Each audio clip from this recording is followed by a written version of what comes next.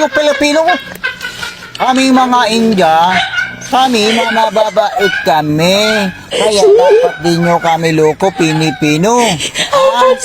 Kung kayo utang, bayad kayo ayos. Minsan kayo utang, minsan pagbalik namin may dugirman, mayroong aso sa mga pintuan nyo. Paano kami singil ng utang nyo? Ba? Pagka rin nyo naman, bilis. Pagkabayad, tago. Tapos, pagkalaki na, sibat na. Paano naman kami mga Indiano?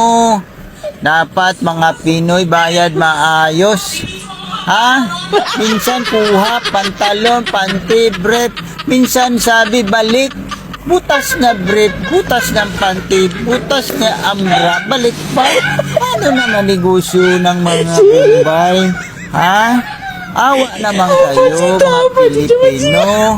Ako si Bombay, as Indiano, ako pa utang 6.5, hindi na 5.6. Utang kayo 6,000, bayad kayo 5,000. Ganon ako kabait. Kaya dapat kayo Pilipino bayad ayos. Ha? Para hindi